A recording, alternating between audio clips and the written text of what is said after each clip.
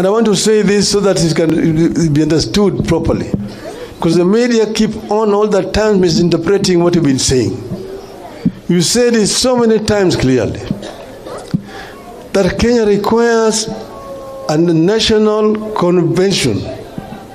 You want to have a national convention that people of Kenya or their representatives will come together to talk constructively about problems which are facing our country today. Kenya is at a critical juncture. We either move forward or we perish. Because we don't want to perish, we need that conversation. And that is what I had proposed, that we must have this conversation that take cognizance of the demographic profile of our nation. And that there are several issues that need to be discussed at that convention.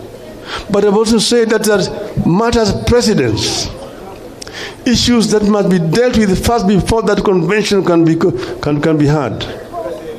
This includes, number one, compensation for the families of the victims of violence last year and this year.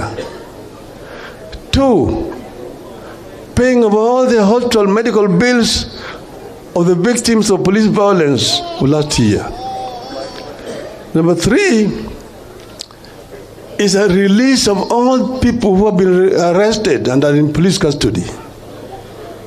Number four is the dropping of all the pending charges which are pending in courts. Number five is the sacking and prosecution of all police officers who have been involved in criminal violence against innocent Kenyans who are actually exercising their rights as enshrined in the Constitution. And then we said that once that has been done, then people will sit down and dialogue. And we've also actually come up with what that dialogue should be about. The issues that have been raised by Gen Zs are not new issues. There are similar issues which we raised last time, even last year we were on the streets. We talked about unemployment in our country. We talked about high cost of living in our country. We talked about corruption, rampant corruption in the country. We talked about tribalism and ethnicity, discrimination in our country. And then we talked about management of debt in the country. These are critical issues that need to be discussed. But thirdly is the issue of governance. You have a new constitution, but we are not actually following that constitution. There are issues which were pending. Kenyans met at Bomas of Kenya and deliberated for a very, very long time and came up with a very, very progressive constitution.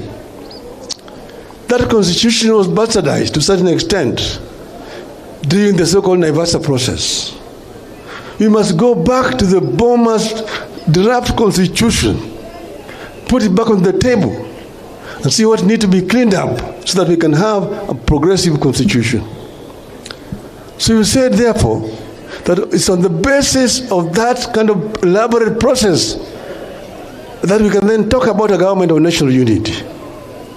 But then we say that if you want to take some of our experts and get into your government, we release them to join your government and work in accordance with the ethics of our party, ODM and Azimio. This is what we said. We have not changed. This position has not changed. We said we want to see a new Kenya, and the people of Kenya are entitled to it. And that's why we said we agree with Gen Z in their demands. Gen Z demands are the demands of the people of Kenya. Irul Kaman.